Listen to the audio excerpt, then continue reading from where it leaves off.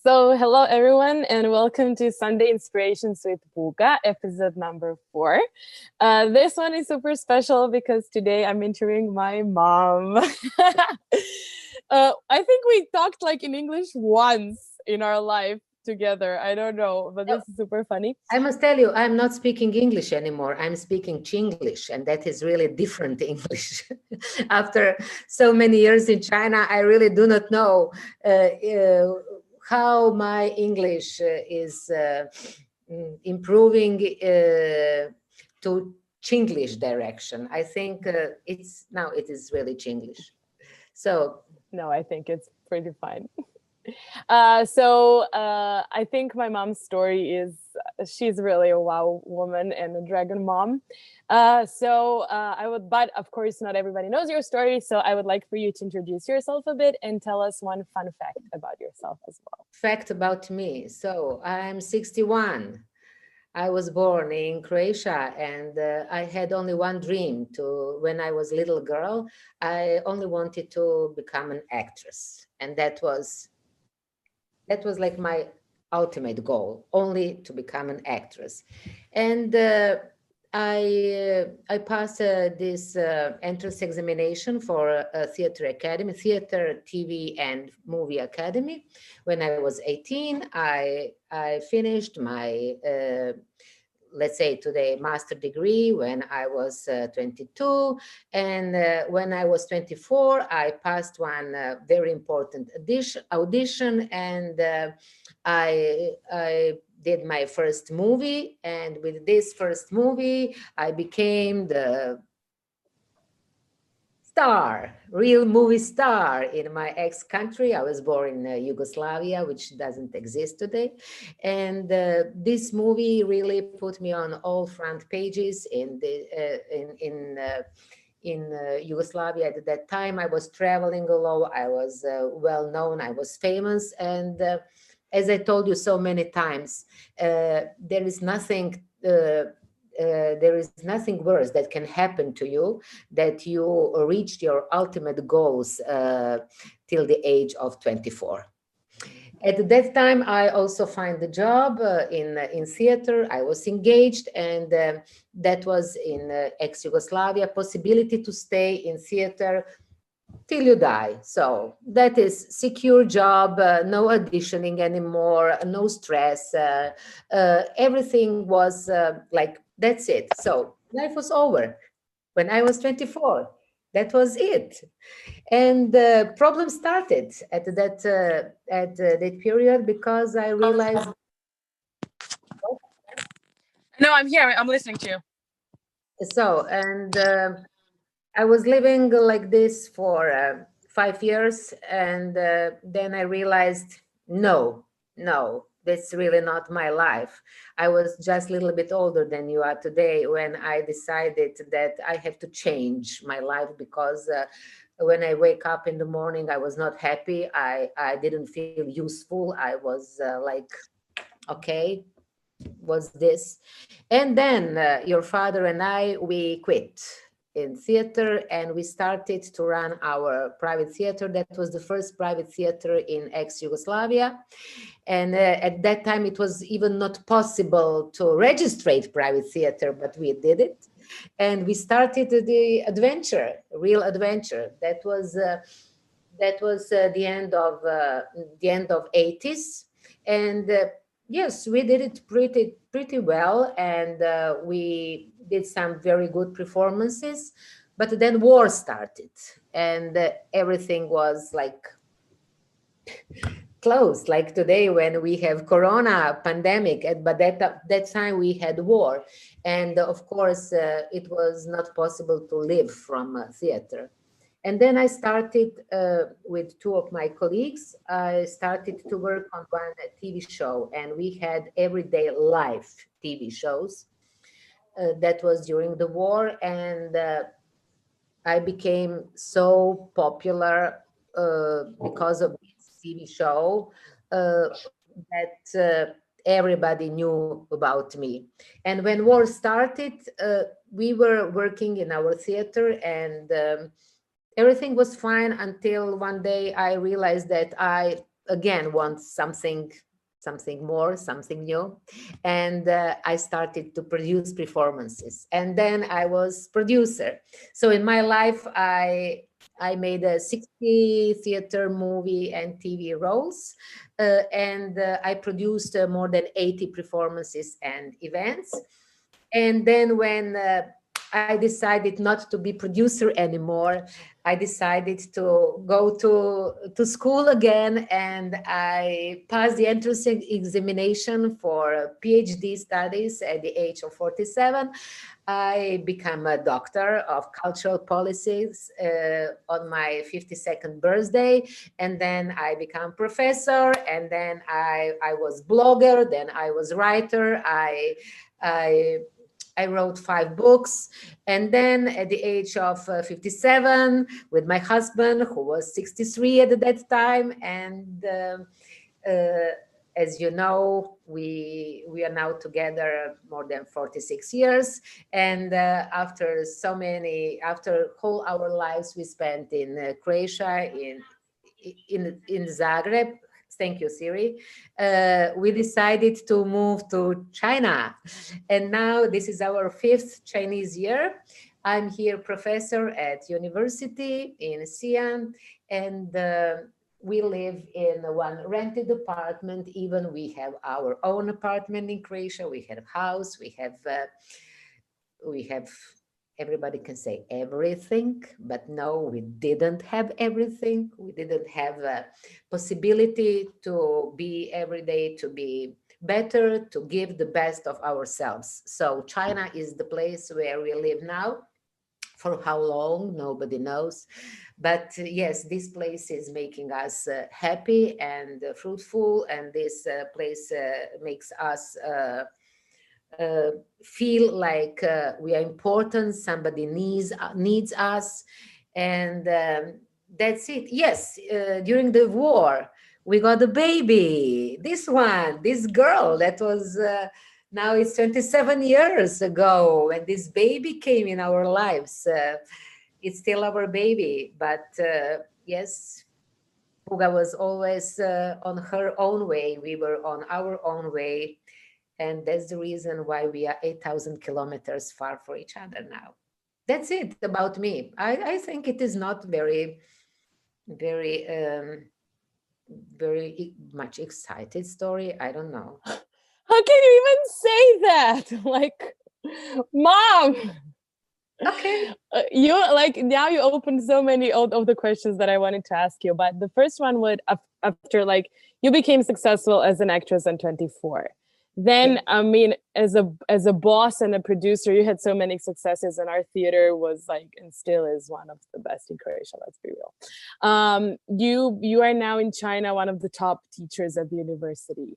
So you Yes. succeeded in on so many levels. How would you define success? To do what to do things that you enjoy, and to do things that are useful to other people. When you can with your life, with your job, with your work, when you can satisfy somebody else's needs, then you live. If you do not satisfy somebody else's needs, then you are cancer. That's it. That's the reason why we moved to China, because here in China, you know, this culture here, they the old people here are people whom they care about, people whose words are important. What old people talk in China, it's important for young people. In our world, our Western world, uh, to be young is ultimate. Something that you must be young. If you are not young, you must make your face to try to be still young, because old people are like useless. Go to old for house. I'm retired in my country. I'm retired. My husband is also retired. They told me at the day when they told me, okay, from today you are retired. I said, but Why? I have so much energy. I want to do so many things. I have so many ideas. But you are stealing place to young people. So they cannot make their careers because of you, and you are old. You gave us everything. I said, no, I have so many things to give. But no, thank you. In 2 hours, they gave me papers, and I was in that office, and they said, congratulations, now you are a retired person, pension. I was in shock. But here in China, they'd really appreciate old people. They appreciate people who has something to share, who can educate their young people, who are experienced, who has knowledge, who really can improve lives of their young people. So when we came here, we were so welcomed. Thank you very much. You decided to move to China to become part of our society, of our university. And really, your father and I, we are doing a good job, and we are very happy because people here, they go to pension when they are 50 years old. Your father is almost 68. I'm almost 62, but we are still working, and we have every day more and more energy, and every day we have more and more desire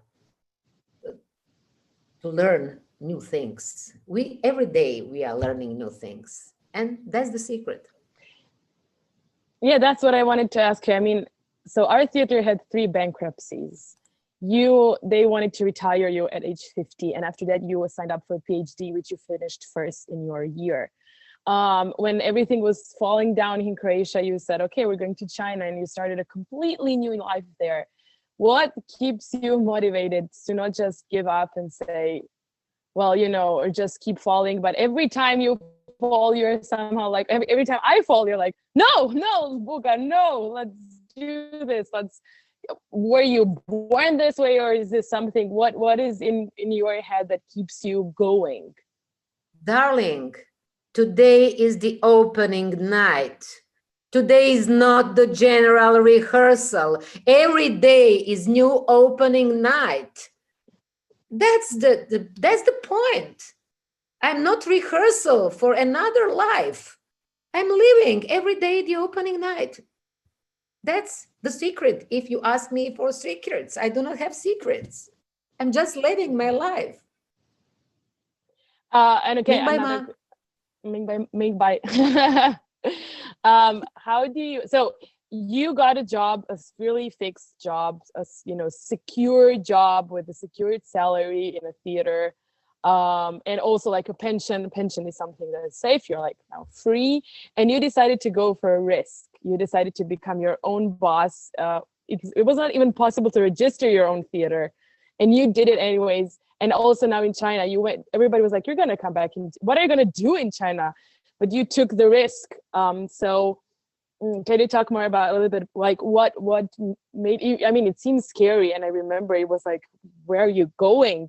It must have been like also scary, not just exciting to also start your own business, but what was the trigger? I know what it was, but I would love for you to share that. What was the trigger to say like, no, I don't want to stay safe. I don't want to have a safe salary. I want this other job, another way of life.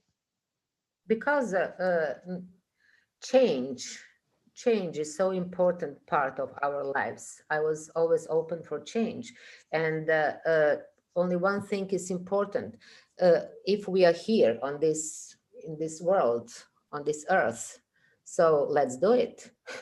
let's make it the best we can. If you're not satisfied with one day, you just wake up and realized, okay, I do not enjoy anymore. I'm not happy in this life. So pack your thing and go somewhere else where you think that you will be happier, that maybe is another opportunity. So the question is not why to move. The question is why not? Hmm. Why not? Why not to try to make your life better? That's the drive, which is really uh, so important in our life. This wish, this desire for enjoying life, and accepting change. People who Most of the people do not like change, because change means uncertainty. So people do not like change, but only if we change, only if we try to change something, we can have better life. And change will come. You can be sure change will come. Even you decide to sit here forever, change will come and you will die. So if change must come, let's do it something to accept this change, because life is not giving certificates. Nobody can tell you this decision you made or you are going to make is good decision. Who can tell that? But if you feel I have to do this, if you feel I'm not happy in this, let's try to do something else. So thank you, change. Welcome, change. Come into my life. Let's try something else. So I think that this is not only the question of energy. This is question of your point of view. How do you think about your life? Are you happy in a life which is secure and safe? And what does it mean? What is secure today? What is safe today? There is, when we moved to China, they said, "Oh, this place, this is so unsecure place," and now we live in the country where there is no corona pandemic anymore. We live at the safest place in the world. But only a few months ago, this place was like the most terrible place in the world. Change is always here. Maybe tonight something will again change our lives. Who knows? But I'm ready. I'm open for change. Yes, to be open for change and to recognize when change comes. Can I calculate this into my life? What this can give to my life? What I can take from this change? That's important. But for this, you have to observe all the time, not watching to your mobile phone, not watching all the time to your computer. You have to, head must be like this and look at around, observe the world. That is the biggest problem today. Young people are their heads are like this. They're watching only to their mobile phones, and you cannot see the opportunities that are passing by. You cannot see the world. You can see nothing. They're blocked, completely blocked. And if you observe if you listen to yourself, if you watch around yourself, you will recognize the moment when you have to act, when you have to do something to change.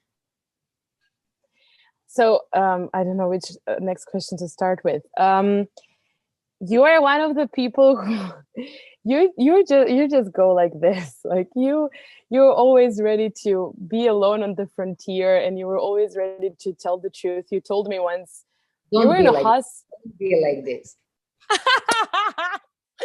But you told me once you were in a hospital, in one of the lowest points that I remember for our family, and you were like, I was like, "Mom, just can we just stop?" And you were like, "No, I'd rather die than don't tell the truth." And at that point, there were so many different opinions from other people, but you never seemed to care what other people said and what other people thought. You fought for your own way, and it never really pushed you. So what would you say is like what for other, there are so many people, I talk to so many people, and for me it's like, what are other people going to say to this? I'm afraid to do this because what are other people going to say? So what would you tell to people like that? What would you tell about, dealing with other people's opinions? We are all different. We are all different. You are different than I am. You are different than your father, and I am so different than your father. But differences attract each other. That's it. That's normal. Differences always attract each other. That's it. And I'm like I am. I had my background. I had my father, who was a really tough person. He was not like your father. So my childhood was different, and I'm different person. And we are all different in this world. Like in China, they used to say there is no two identical leaves on the tree. So we are all different. There are no rules. We must be just who we are. Be yourself. Nobody, there is no like recipe. Take this pill and then you will be like this. We must just discover who we are. I know that my biggest problem, and also that what causes problems in my life was this, that I was always ready to say this I do not like, this I like. That's it. There is black and white. There is no gray color in my life. Maybe that is not good, but that's me. I cannot change. We are born who we are. We can just improve some our bad characteristics. We can try to not to be so with so sharp. Just a little bit. We can change a little bit our basic characteristics, but who we are from the moment we were born. So I cannot tell somebody, try to tell, no, people are different. You must, if you listen your voices, you will very soon. I started to realize who am I when I was like 25, 26, your age. I started to form my head as it is today. This was the beginning of the journey. Sometimes you think, oh, I'm at the end of this journey. No, you maybe you are still not at the beginning. You are just now coming to the beginning of this age in which you will form you as an artist, as a person. So now you are at the beginning, not at the end. One end is, of course, your childhood is over, but your new phase is just in front of you. And tell Corona thank you, because it accelerates this process. We all change so fast in this Corona, and after this period, nothing will be the same. But this will show who took something from this situation and who didn't think that this is time to act. I always think that during the crisis, we have to act much more than in a peaceful period of our lives. Okay, two more hard questions. One is, so you're very vocal about your illness and your life with epilepsy, and you were like a pioneer of epilepsy in Croatia. So one of the many things that kind of made you different in the society, and kind of, but you took that difference and. I'm still the only, let's say, celebrity in our country that one day decided to tell to everybody, okay, I'm a person with epilepsy, and that's it. And I thought that many people would join the club, because I know other celebrities in Croatia, but no, till today I'm the only one. So, but I mean, that must have been scary too, like in the society that really stigmatized epilepsy and people with epilepsy. And you were like, here's the truth. This is my, this is what's happening. This is me. This is a part of my life.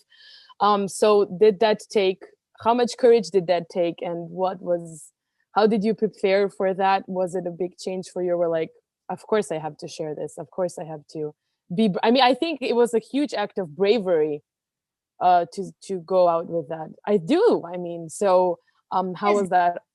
That's me. That's my life. And at that moment, we were saving we were trying to find a way how to collect money for operation. I was planning to go to brain operation. But then I met my doctor, who had an idea to collect money to buy some new machines for epilepsy, which can detect much easier some problems with epilepsy.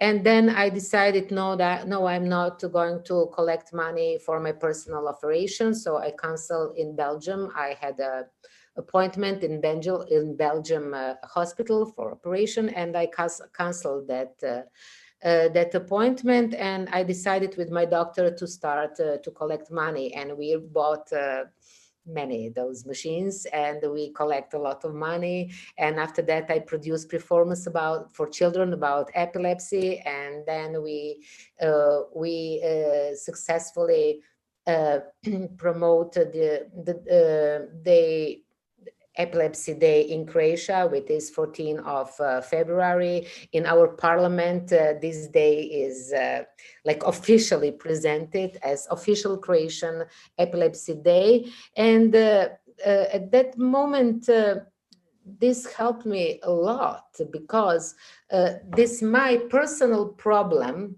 when I shared this with the audience, everything is theater, with the wider public, that was easier for me also to deal with it. This was I shared this problem. This was not only on my shoulders, but also all those people who were around supported me. And also in this, I was trying to do something for society. And when you want to do something for society, when you want to, as a volunteer, when you want to do something for other people, that makes your position easier, better. You are not so focused on me, I, and myself. You are focused on bigger picture. At that moment, your own personal problem is every day lower and lower. And at the end, you realize this is really not a problem. This is just one disease, and shit happens. That's it. That's it. What can you do? You just have to accept this as so. Epilepsy is part of my personality, like my medicines, which I have to take not to have seizure. And you were witness when I had really terrible seizure. You were like, I don't know, you were 10 years old. What was 2007? 2007, when my head was completely so 2007, you were 14, 13. Yeah. You were 13 and a half. Yes, 13. You were 13 when you helped me at that situation when I was really not good. But yes, that's also part of my life, part of and till today, people write me messages, letter.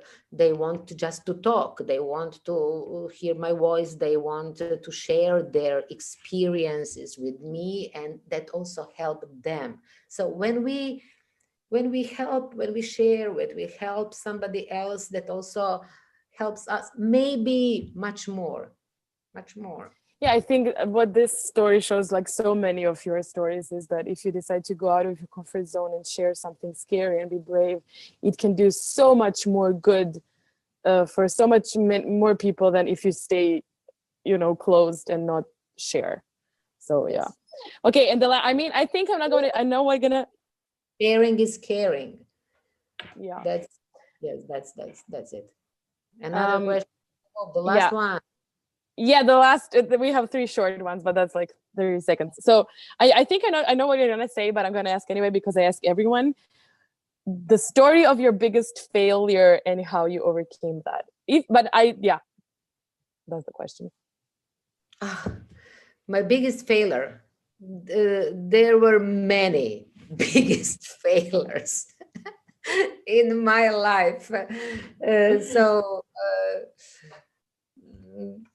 I I do not know in professional life or in private life or one of my unconscious biggest failure is that you didn't come on this world, let's say, natural way. I had cesarean because you almost died. So that was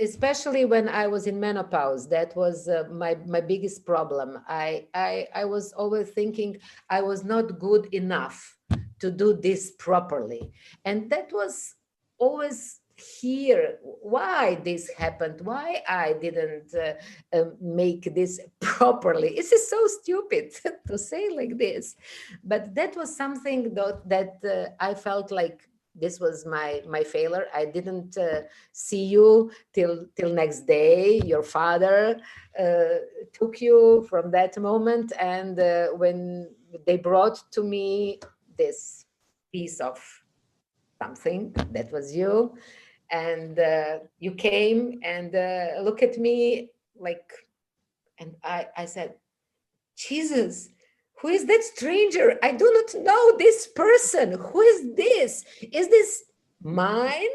Because I was not there where you came. And for whole my life, that was like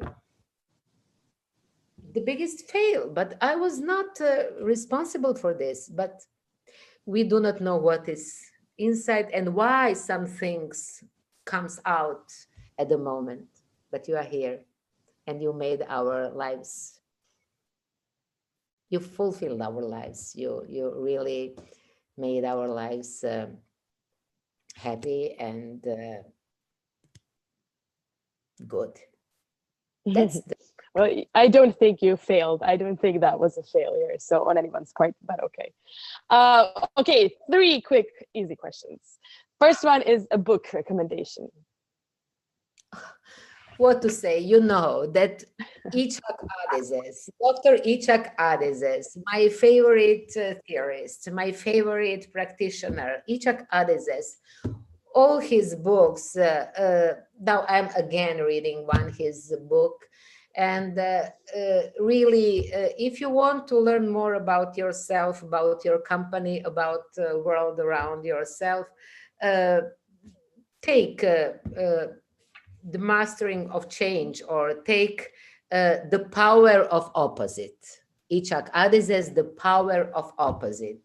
This book is printed in many languages, I think, not in Chinese, not, but in English, yes. So the power of opposite, I bought it to you. I'm sure you didn't read it yet. You are so busy, but please, before you marry, you have to read it. Yes, this book is one of my favorite books. Also, Orientalism is one of my favorite books. I love this book, Edward Said. And also, I want, there is one beautiful book I really love. It's Danube. Danube, it is one Italian author. And I really also propose you to Claudio Magris. I also propose you to read this book. It is very important to understand our country and all countries in our surroundings. It's really beautiful book, Danube. So those 3 books I can propose you. I would ask you your favorite. Power of Opposite, Danube, and Orientalism. Yeah. I would ask you your movie recommendation, but you don't really like movies. No. So yesterday, no, the day before yesterday, I was